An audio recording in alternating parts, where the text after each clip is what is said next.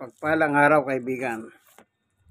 Tayo po'y magbubulay ng ebanghelyo ng ating Panginoon na nakasulat po sa poemen, ang Biblia ng mga pastor. Pero bago tayo pala ng panandagan, lalapit sa kanyang tanong upang ituro natin para manabang tayo sa kanyang salita na nakasulat dito sa poemen, ang Biblia ng mga pastor. Panginoon sa aming Ama, minsan pa samahan mo kami sa pagbubulay ang ebanghelyo sa oras na ito. Buksan mga puso namin, ang mga nanonood ng video ito, may karamdaman, Panginoon, na mo sila ng iyong mapagpalang kamay. Pagaling ka po ng mga minsan. Magligtas ka ng mga tao. Sa ngalan ni Jesus. Amen. Ang Biblia po ay mapapanaligan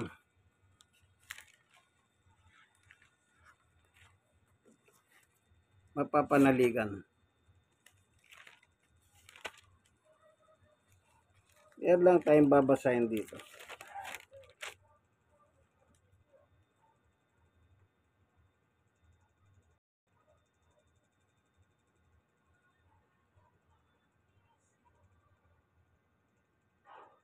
Ito. Basahin natin itong nakasulat sa 146 ng awit, verse 3. Sa mga pangulo'y huwag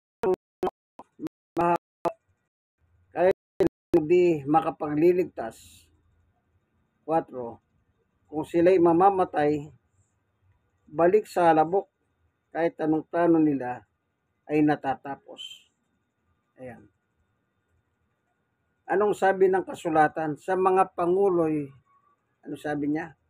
Huwag kang manghahawak. Ang pangulo, ang kaya lang gawin, limbawa nasa death chamber ka, yun lang ang magagawa niya. Limbawa, meron siya nakitang ebidensya na hindi siya dapat atulan ng kamatayan. Ang presidente, meron siyang kapangyarihan para pigilin yung death ng isang convict. Pwede niyang tawagin yung berdugo na huwag ituloy yan.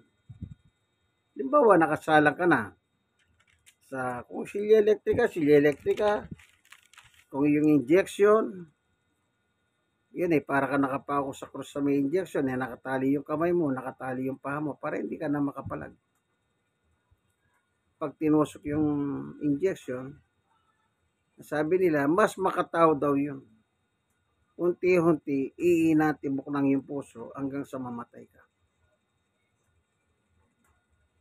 Iba naman yung silya elektrika. Dahil ilalagay dito sa ulo mo, yung voltahe. Na kapag tinaas ng berdugo, yung general switch, sigurado mangingisay ka.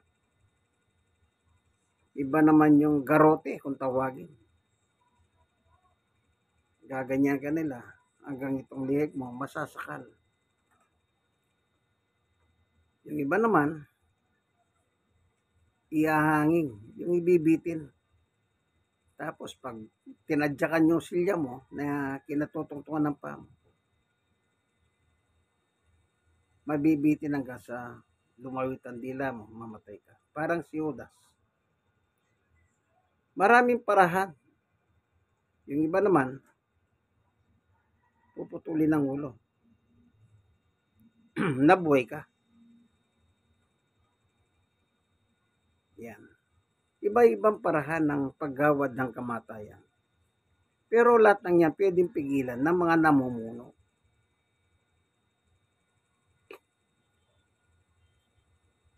Pero sabi ng Biblia, namumuno, halimbawa presidente, kung ano man yung namumuno sa bansa nyo, ang sabi niya, huwag kang manghahawak kahit sa kaninong di makapagliligtas. tinutukoy dito na makapagliligtas, hindi ka kayang iligtas na namumuno sa inyo papuntang impyerno. Walang kakayahan ng tao. Sapagkat sa verse 4, dinescribe ang tao ngayon. Kung sila'y mamamatay, balik ka sa alabok. Kasi sa alabok tayo nagmula. Doon tayo babalik. Kaya yung presidente o yung matawag nyo sa namumuno sa inyo, pag namatay, balik sa alabok ang sabi ng Biblia. Kasi sa nagmula ang tao. Tanong nila natatapos. Kapag isang presidente in-implement, natapos termino, yung sunod na presidente, pwede tutulan. Sabi niya, natapos. Naalala ko na si May, from China. Nang maupo si Pinay, kasi meron sila nakitang corruption. So, nahinto. Wala nagawa ang China. Ito sinabi ng Biblia. Ano man ang plano ng Pangulo, natatapos. Kung paano natatapos ang buhay natin, yung mga plano din natin sa buhay, natatapos. Lahat yan, kasama mong may lilibing na yan, kaibigan. Pag namatay na tayo. Ano man ang ginawa mo, masama't mabuti man, darating ang panahon, malilimutan ka ng tao. Si Joseph the Dreamer na lang. Ang ganda ng ginawa niya sa panahon niya. Pero nang napalitan na yung mga hari, naalala pa ba nila? Hindi na. Hindi na. Sige, basahin niyo yung Joseph the Dreamer doon sa Old Testament. Ginawa siyang kapatas ng hari. Si Joseph. Pero matapos yung mga hari na naupo, may naupong ibang hari, naalala pa ba nila yung ginawa ni Joseph? Hindi na po. Natapos ng lahat. Was ng isang tao, namatay na. Kaya sabi rito, babalik sa halabok. Kasi dyan nga po tayo nanggaling. Tingnan nga natin yung isang kasulatan na kung saan meron nakalagay dito. Naalala niyo pa si Adan? Si Adan.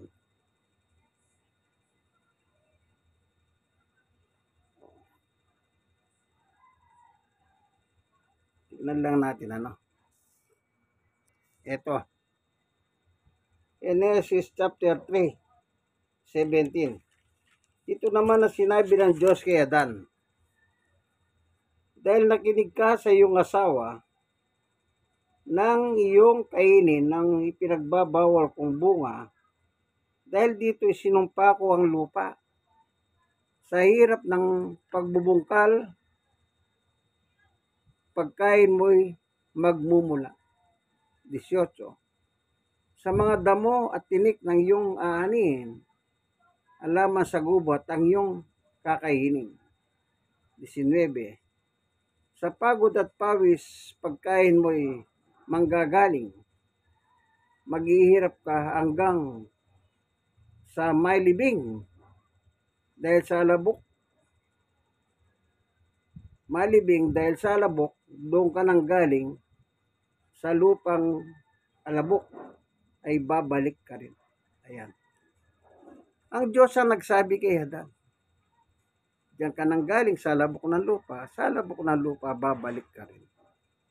Kaya pag isang tao po namatay, nasa taul na, ayan. Ang sabi ng iba, pag matanda ng matanda, naalala ko nung araw, amoy lupa. Pag matanda, hindi pa patay, matanda na. Anong sabi ng mga tao? Amoy lupa na. Di ka pa patay, amoy lupa ka na. Kaya lang naman nasasyan, kasi nga, once na namatay ka, babalik tayo sa lupa. Yan din ang kanta ni Rico J. Puno nung araw nung nabubuhay siya. Na si Rico J. Puno nagbalik na sa lupa, pero ang kanta niya noon, sa lupa ka nagmula, sa lupa ka babalik. Yung kanta niya nung araw, naalala niyo yung kanta ni Rico J. Puno? Yan. Kaya sabi ng awit ng Diyos mismo, pag namatay ka, babalik ka sa lupa. Diyos din ang nagsabi. Kaya lahat tayo mamamatay. Ngayon, ano ang sinasabi ng Biblia bago tayo mamatay? Bago tayo mamatay. Ito. Meron po tayong hinahanap. Bago tayo mamatay, ang sabi ng Biblia, Mangangaral 12:1, alalahanin mo ang iyong manlilika sa panahon ng iyong kabatahan bago dumating ang araw at tahon na puno ng kaguluhan, panahong hindi mo na madama ang tamis ng mabuhay. Yan. Alalahanin daw po ang may lalang sa atin. Habang may lakas pa tayo. Yung kabataan dyan, yung malakas ka pa. Yung kabataan malakas. Bago dumating. Yan. Ang alin? Yung hindi mo na madama ang tamis ng mabuhay. Di ba yung pagka may sakit ka na, mas gusto ko nang mamatay na lang. Hindi ka na nakakalasap na sarap ng buhay. Ang laging sumasagi sa isip mo dahil sa kahirapan ng buhay, dahil sa karamdaman mo, ang mas mapang mamatay na lang. At yan ay nangyayari talaga in reality. Yung iba naman, kahit sabihin mo masama ang magpakamatay, talaga nagpapakamatay sila. Andun yung usa sila nagbibigti. Ako, meron akong dalawa yung aking nakitang ganyan. Nagbigti sila. Dahil sa hirap ng kanilang, yung isa, sa hirap ng dinaranas niya habang ginagamot siya. Kasi ang daming tumubo sa katawan niyang bukol-bukol. So, matagal ang gamutan, 6 na buwan. Libre naman. Kasi may pondo yon. Yung gamutan na yon. 6 months. Kaya araw-araw pumupunta ka doon sa clinic. Yung mga injection ang hindi niya makayanan. Dito, sa pit. Kasi pating malalambot ito eh. Iniinda na niyang kirot. Iba pa yung uminom ka ng gamot. Sabi niya, sa pag-inom ng gamot, nabibingi na siya. Hindi kaya ng katawan niya. Kumbaga, bibigyan mo ng mataas na dosage, kagustuhan mong gumaling siya, pero yung katawan niya, hindi niya accept. Kaya nagkakaroon ng side effect. Masakit na yung dalawang braso, pati pit, pati yung tenga. Kaya yun, nagbigti na lang. Yung isa naman, sa problema sa buhay, hindi na masakit. Siguro dahil hindi niya mairaos sa kanyang pamilya. Kahit anong gawin niyang pagsisikap. Maaaring wala siya nakukuha suporta sa kanyang magulang. Kaya yun, nagbigti na rin. Ano yan? Dala ng hirap ng buhay. Kahit pangaralan mong huwag kayo magpapakamatay, masama yan. Mas nanaig pa sa kanila. Tama na ito. Mas mabuting mamatay. Yung isa naman, umiinom siya ng lason. Para daw mabilis. Diretso nga naman. Pag inom mo, diretso sa bito kayo. Yan. Meron naman nagtangka uminom, pero hindi siya namatay. Kanya lang na hospital. Yun ang problema. Gusto mo pang sana no, sumagig yung tiyan niya. Dahil gusto niya rin lang mamatay. Sana sinabi, huwag niyo akong dalhin sa hospital.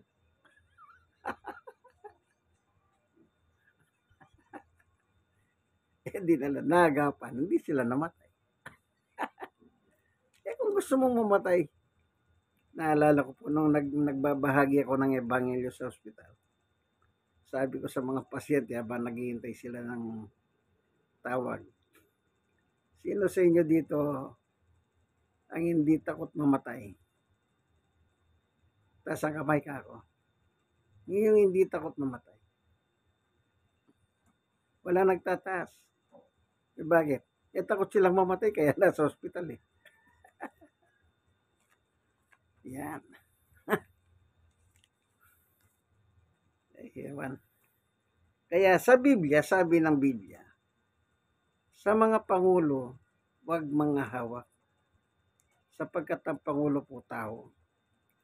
Pag namatay yan, yung hindi pangulo, parehas lang ang pahantungan. Babalik sa lupa yan. Ang tanong ito.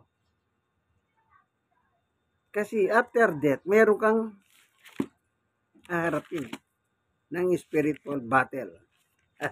Akala ng tao, kapag nagpakamatay, kasi sabi nila, mabuti pang mamatay para matapos na ang buhay na ito. Akala nila tapos na, hindi po. Meron kasunod. Meron kasunod. Sa 9 ng Hebreo 27, itinakda sa mga tao na minsan lamang mamatay at pagkatapos sa iyang paghuhukom. After death, judgment. Halimbawa, namatay ka ngayon, yung kaluluwa mo umiwalay sa katawan mo, yun na po ang tatanggap ng hatol. Ayan na nakalagay. Itinakda ang kamatayan ng tao pagkatapos sa iyang paghuhukom. Yung iba paliwanag nila, tsaka yung magaganap yung paghuhukom, hindi. Wala naman nakalagay na magbilang ka pa ng araw tsaka kahukuman. Hindi. After death, judgment. Pag-alis ng ulo mo, tatawag na siya ng hatol. Kung impyerno ka o paraiso ng Diyos. Kaya yun ang nangyari doon sa Lucas, sa chapter 16, si Lazaro at saka yung mayaman. Nung pareho silang namatay, yun pa, the same araw, namatay sila. At yung mayaman, nasumpungan nasa apoy ng pagdurusa. At yung isa naman, ay nasa paraiso ng Diyos. O may destinasyon na sila.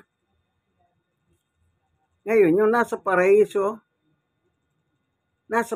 na yun, lifetime, forever. Yung nasa dako ng pagdurusa, lifetime na yun, forever. Hindi na sila pwede magpalitan ng lugar. Ito po yung sa chapter 19 ng Lucas, verse 1 hanggang saan?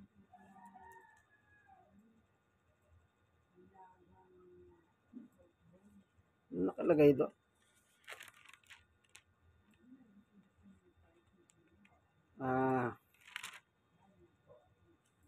Hanggang 31 yun eh.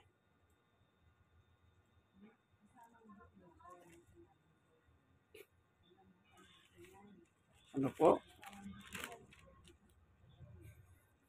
Yung mayaman at pulubi. Na yung mayaman nasa dako ng pagdurusa at yung pulubi nasa paraiso ng Diyos. Yan. Kaya, yun na po yung judgment nila. Kaya sabi ni Jesus, hindi pwedeng lumipat yung isa at isa. Yung nasa paraiso, hindi pwedeng lumipat dyan. Yung nandiyan sa dako ng pagdurusa, hindi na pwedeng lumipat dito. Yun po yung nakalagay sa Biblia. Ano po, tandaan nyo po yan. Once ang isang tao po namatay, sabi nga, ito, chapter 16 pala, ng Lucas, mula sa 19 hanggang 31. Hindi na pwedeng lumipat, sabi ni Jesus. Oh. Sa verse 26 yun, sabi ni Jesus. Bukod dito, may malaking bangin sa pagitan natin, kaya't ang mga naririto ay hindi makakapunta diyan, at ang mga naririyan ay hindi makakapunta rito. Wala nang palitan ng lugar. Kaya yung sinasabi nilang ipanalangin yung patay, may tsansa pa sa panalangin o kung ano man, seremonyas, malilipad din sa paraiso. Hindi po totoo yan. Pinaglolo ko lang kayo niyan. Ayan ang sinabi ni Jesus. Wala na. Sino paniniwala? Yung reliyon mo o si Jesus na nagsasabing walang palitan? Hindi ka pwede makalipad dito, hindi makalipad dyan yung mga narito. Maniwala po kayo kay Jesus. May judgment. Kaya may babala. Bago man lang dumating ang kamatayan, hindi mo na madamatamis mabuhay. Alalahanin mo ang Diyos. May Diyos naman eh. Andan sumaklolo sa atin. Awit 121, verse 1 and 2. Awit 124, verse 8. Diyos ay laging saklolo. Nandiyan ang Diyos. Nandang sumaklolo. Salamat po, Panginoon Diyos, sa turo't aral mo sa pagkakataon na ito. Buksan mo ang mga puso't isip ng mga taong nanonood ng video ito. Kung hindi pa hayos sa iyong kalooban ng kanilang pananampalataya, baguhin mo po sila. Salamat po sa ngalan ni Jesus. Amen. Like. Share na share. Kayo mga nasiran po, i-share nyo po sa iba ito. Ano po, nawadat na kayo ng video nito, nasa maayos na kalagayan. God bless us all po. Think wise. Hello.